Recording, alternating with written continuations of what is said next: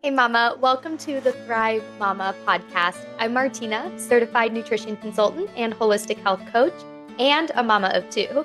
And I'm so glad that you're here. I'm here to help busy moms unlock their energy, balance their hormones, and break out of burnout using nutrition as a foundation. So, we're going to dive into actionable strategies on nutrition, nervous system healing, and aligning with your cycles with a healthy dose of relatable motherhood thrown in, all designed to help you move past surviving to actually thrive in motherhood. Let's do this. So, this is our first real episode of the Thrive Mama podcast. We are officially diving into energy boosting, stress busting strategies for your motherhood life. And we are using food as the foundation to transform the way you feel in your body every day. And today I thought we could dive into 5 of the energy draining mistakes that tons of busy moms are making that they don't realize is draining their energy. And some of these you may have heard before, and some may be completely new to you. But we'll go through the 5 mistakes, and I'll be sharing some alternative strategies instead of the mistakes that you can do to boost your energy. And at the time of recording this, it is the middle of December. And this is the time of year that burnout is so real for so many moms. And these little things that we're doing in our daily routines can really make a huge difference in the amount of energy that we have. A lot of moms don't realize that the way they're moving through their day and the foods that are on their plate or not on their plate really do make a huge difference in how your cells function. So, jumping right in here with mistake number 1, which is skipping breakfast. And I know you've heard it before, but hear me out. When we skip breakfast because we wake up and we're not hungry for a few hours, or our day starts pretty hectic and we're rushing into the day, taking care of other people, getting everyone off to school, and we wait to eat until things have calmed down, we are actually impacting our blood sugar pattern for the entire day ahead. So when you wake up in the morning, your blood sugar is the lowest that it's going to be really all day. And we have a natural hormonal shift in the morning where our cortisol goes up and our body is preparing to produce energy for the day and to digest food. So when our blood sugar stays low because we're not eating breakfast, after a few hours, the body is going to read that as there's scarcity. There's a famine, there's not enough food. So it starts to release stored blood sugar into your bloodstream. And that's causing your blood sugar to go from real low to real high very fast. And it starts this day's pattern of really high highs, really low lows. And that means your energy and your stress are also all over the place. And what's really interesting about this is that blood sugar and cortisol, which is your stress hormone, are really closely connected. So when our blood sugar is all over the place, so is our cortisol, which means we are more tired and more stressed than we would be if our blood sugar was more stable. So that's mistake number 1, is waiting to eat either until we start to feel hungry mid-morning or till things calm down. So instead, you are going to start getting intentional about some high protein, balanced breakfast you can eat within 1 to 2 hours of waking up that can stabilize your blood sugar for the whole day. And if you need some help or ideas on what that looks like, I do have a free high protein breakfast guide. I'll leave a link in the show notes for you, and you can grab that to get started with. There's tons of recipes and combinations of foods you can use to get your high protein, blood sugar balancing breakfast and keep your energy more stable for the whole day ahead. And just a quick note on the whole not hungry piece. This actually is quite common for us to wake up and not feel hungry, but that is not really the ideal way our body was meant to operate. I view that actually as a bit of a red flag. And it's usually a sign of one of two things: either stress, so cortisol and stress responses in the body will suppress hunger. So if we are in states of overwhelm and stress, we are going to notice and feel hungry less often. Or the other cause could be something with our circadian rhythm and our digestion. And we will talk in another episode, I'm sure, about the circadian rhythm because it's a biggie and it's really important with your energy and hormones. But for today, just know that not feeling hungry in the morning is actually a sign of some imbalance in the body. And the one of the best ways you can start to balance that out is to work on your nervous system and your stress and to start weaving in balanced breakfast however you can. If you really don't feel hungry, start with a smoothie. That's much easier to get down than a big plate of food. And there's a link in the guide for my smoothie recipe. So grab the high protein breakfast guide and start there. Okay, mistake number two, and this one you're probably not thinking about when we talk about energy and nutrition, but it is waking up and immediately rolling over and looking at your phone, checking your phone, scrolling your phone. So here's why that's draining your energy. I just mentioned the circadian rhythm and how that has to do with our hormones and our energy. And when we talk in another episode about the circadian rhythm, we'll go really deep into all of this. But for today, what I'd love for you to know is blue light exposure first thing in the morning is actually changing your hormonal balance. And it is changing how your body signals to itself about natural energy production. So, this is a really simple change, but it can feel really hard if you're in this habit because sometimes our technology and our energy just feel so disconnected from each other. But I promise you, if you give yourself a buffer of blue light exposure for maybe an hour, 2 hours in the morning, whatever you can do, where you're not looking at screens or concentrated blue light, it really makes a difference in your hormones and your circadian rhythm. So that's an easy one.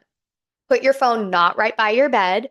And even if you're turning an alarm off, turn it back over, put it on do not disturb, go through your morning without checking your phone or scrolling on your phone. The other reason I see this really draining our energy is that our phone is very unpredictable, right? If you open Instagram, you have no idea what you're going to see. You could be faced with a really cute video of like a kitten and a giraffe being best friends, or you could be faced with some horribly traumatizing news event from all over the world. You just don't know what you're going to see. And our nervous system does not like that unpredictability. So when we pick up our phone first thing in the morning, we're really handing over our power and our baseline of our nervous system to just be reactive to whatever we see. And this also goes for notifications. Some of us are in the habit of immediately checking our work emails to see what's up with the day. But we don't know what we're going to find in our work emails. And I'm sure you can think of times that you opened your work email and your nervous system was impacted by that. So don't give away your power in the morning with your stress and your nervous system. Surround yourself only with the things you want to focus on and set up buffers and systems so that your work email, your Instagram scrolling, your calendar checks either can happen before you go to bed or later in the morning once everything's settled and you've been awake for an hour or 2 hours or whatever you can do. Okay, mistake number three. You're going to hate me a little bit, but stick with me here. Number three mistake that's draining your energy is drinking coffee. I know, I'm sorry, but I'll give you some caveats here. Drinking coffee in general is not helping your energy. And again, we'll probably do a whole episode on coffee before too long.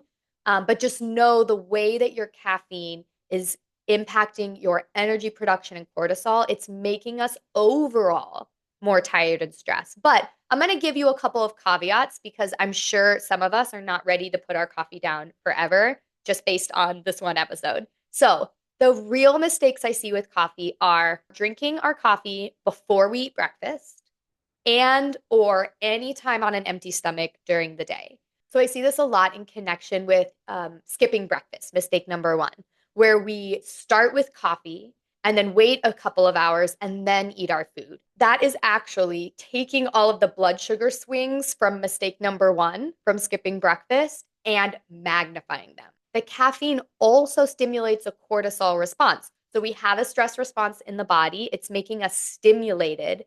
And the caffeine from coffee is metabolized very quickly and in high amounts, which is why a lot of us feel kind of jittery and shaky and anxious after drinking coffee. And I know there's actually folks who intermittent fast and use only coffee in the morning because coffee does not contain calories on its own. But I am here to tell you that even though it doesn't have calories, it does impact our cortisol, our stress response, and it impacts our blood sugar. Because guess what happens when cortisol goes up?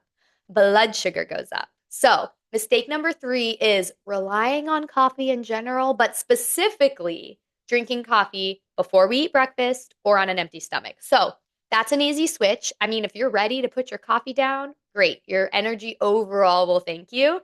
And we can talk about alternative caffeine sources on another episode. But I would really start with making yourself a rule that you are drinking coffee with your balanced high protein breakfast and or after your high protein balanced breakfast. And if you drink coffee later in the day, making sure you're eating a high protein, high fiber snack with your coffee, not on an empty stomach, not before breakfast. Hey there, mama. Quick question. Are you feeling drained, overwhelmed, or just ready for more actionable strategies for nourishing yourself in motherhood? Well, I've got a special gift for you. I am opening the waitlist for my Thrive Mama group coaching program. And when you join the priority waitlist, I am gifting you 5 free lessons straight from inside the program itself, delivered right to your inbox. So these 5 lessons are packed with simple, actionable strategies to help you transform the way that you think about energy and stress and focus on the highest impact areas to start unlocking more energy, balancing your blood sugar, balancing your hormones, and healing your nervous system. And there are free lessons in here on exactly how energy and stress are connected, how food plays a role into all of this, how to know if you're actually eating enough food, which, hint, hint, you're probably not, and how to snack in a way that actually supports your energy instead of draining you more. And the best part is you will also get early access to Thrive Mama when the doors open, and there'll be a special waitlist discount for you. Plus, you get a sneak peek into the transformation and the resources that would be waiting for you inside of Thrive Mama. So, what are you waiting for? Click the link below the show notes, join the priority waitlist, and start your thriving era today. Okay, mistake number 4, ignoring your cycles. And when I say cycles, I'm really zooming in right now on the menstrual cycle, although we could zoom this out to talk about cycles as a whole, such as the moon cycle, the seasonal cycles of the earth. But for today, let's focus on the menstrual cycle. And this, again, is really a deep topic that we will go into at another time. But for today, what I really want you to know about this is, if you are a cyclical being, if you have menstrual cycles, if you were born with a uterus, whether or not you're on hormonal birth control or you're not having cycles anymore, you are still in your cells a cyclical being. And our menstrual cycles impact our hormones, of course, and our hormones are directly involved in our circadian rhythm, our energy production, even our blood sugar balance. And we assume in our modern societies that we should be able to show up every day in exactly the same way, right? My workday on Wednesday needs to be just as productive as it was last Wednesday, as it was the Wednesday before. And it's seen as a character flaw if we're not consistent in that way, right? Or if Sundays is my meal prep day and one week I'm not feeling it, that says something about me and my character as a person, like we take it personally. But here's what I'm here to tell you. We are not designed that way as women or as anyone who identifies as a cyclical being. We were designed to go through these natural phases throughout at least 28 days, and really zooming out to the entire calendar year, we go through phases. And there is such incredible power in reclaiming that for ourselves, in knowing where we are in our cycle. It gives us context for why we might feel the way we feel. And it actually lets us then be intentional about, well, I know I'm going to have less energy in this part of my cycle. So I'm going to plan my workday around that. I'm going to try to finish up that big project the week before. Or this weekend, I know based on my cycle, I'm not going to be motivated to do that. So I'm going to give myself some space and plan it for the next weekend. So this weekend I can rest. It's radical to do this in our modern society, but it's really, really powerful. And your cycle is not necessarily something to change, maybe there's imbalances that we can address together. But in general, these natural ups and downs in our energy, it's not a problem to fix. It's actually how we're designed. And the power comes from working with it instead of pretending like it's not there. So, my suggestion to you would be if you're not already, start tracking your cycles. And tracking your cycles really is more than just entering the first day that you bleed into an app. I mean, that's a great start. If you're doing that, keep doing that. But there's so much to your cycle apart from just when you're bleeding and when you're not, right? There's actually four very distinct phases that all have their own energy, their own strengths, their own challenges.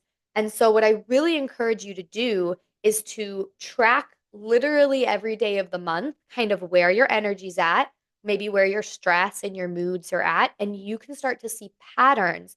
Oh, every month around between day 20 and day 30 of my cycle, I'm like not wanting to do any productive projects. Or I'm really focused during those days. I could plan my like monthly budget meeting for that time. Or I'm going to plan my social activity for this part of my cycle because every month I can see on my little tracker that I'm really craving connection at that time.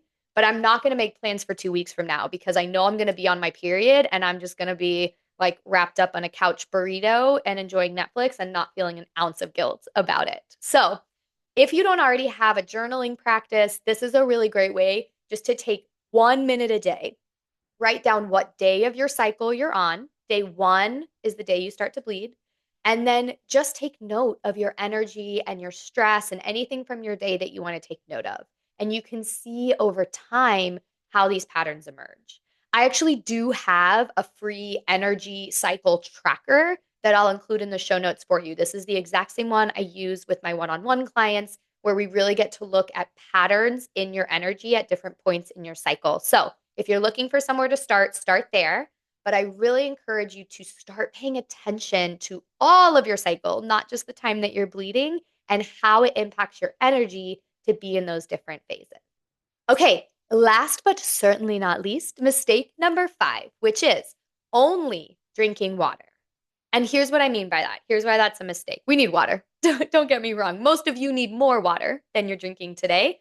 But the mistake I see moms making is not utilizing extra minerals and extra electrolytes in their water.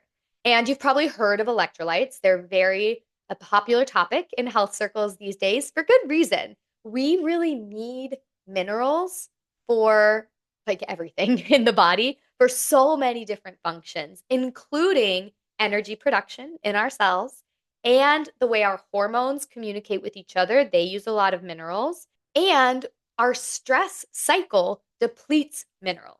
So if we have these cortisol spikes, adrenaline spikes, maybe because we're in overwhelm and we're getting burned out and stressed by our environment, maybe because we're skipping breakfast and drinking coffee only, and that spikes our cortisol. So when those cycles happen, those are depleting our minerals. And when they happen often, we end up deficient in really important minerals, which makes it harder to produce energy in our cells, which makes us more tired, which then makes it hard to deal with our stressors because we have no energy to deal with our stressors. So you can see how all this is connected, but my fix for you is to add in a mineral rich drink, some kind of electrolyte drink, at least once a day, maybe twice a day if you're feeling really stressed in this season, or if you are currently pregnant, you need more minerals than if you're not.